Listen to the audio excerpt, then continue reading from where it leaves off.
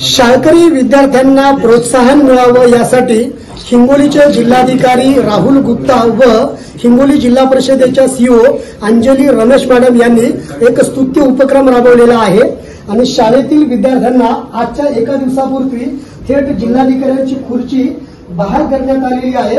या विद्यार्थ्यांचं मनोधैर्य वाढावं यासाठी हे सगळं नियोजन करण्यात आलेलं आहे। ही जी विद्यार्थिनी आहे ही ज्ञानेश्वर विद्यालयाची स्वतः जिल्हाधिकारी राहुल सर आहेत। सर, शाळकरी विद्यार्थी हे जिद्दीने अभ्यास करतात आणि त्यांना कुठेतरी तुमच्यासारखंच जिल्हाधिकारी व्हावं वाटतं, प्रशासकीय सेवेमध्ये यावं वाटतं। एका दिवसापुरतं का होईना त्यांचं स्वप्न तुम्ही पूर्ण केले, काय आहे पहिली प्रतिक्रिया? आता आमच्या जिल्ह्यामध्ये खरंच एक विषय आहे, ते आहे जे आपली चाइल्ड सेक्स रेशो आहे ते फार कमी आहे आणि बरेच असे ठिकाण पण आहे ज्या ठिकाणी बालविवाहाचे प्रकरण पण जास्त आहे।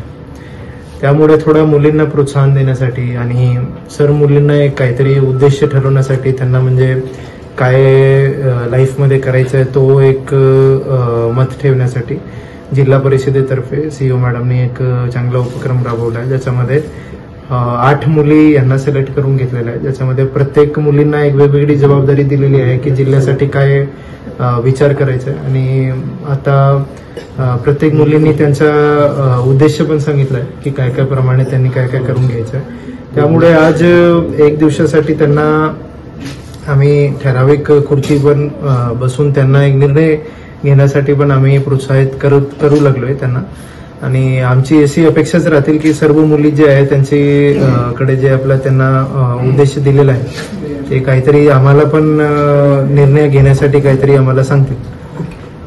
आपल्यासोबत ती विद्यार्थिनी आहे जिला एक दिवसाचं जिल्हाधिकारी केले, आज जिल्हाधिकारी झालीस, काय वाटते? खूप आनंद वाटतो, कारण काही मेहनत न करता हे पद मिळाले आहे मला। पण या खुर्चीवरनं घराकडे जाताना आता काय प्रेरणा असेल, पुढचं काय नियोजन असेल? एवढीच इच्छा की समोर लाईफ मध्ये काहीतरी सक्सेसफुल हो मी पण। हो, अभ्यास करण्यासाठी पुन्हा एक नवी जिद्द पुढे आहे। हो, बरं।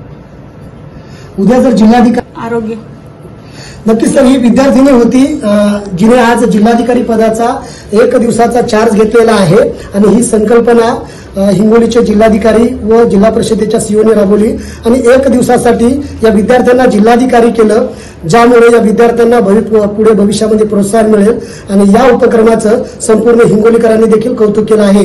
संदीप नागरे, साम टीव्ही न्यूज, हिंगोली। आता isakal.com आहे देशातील नंबर 1 ची मराठी न्यूज वेबसाईट। प्रत्येक अपडेटसाठी isakal.com ला नक्की भेट द्या।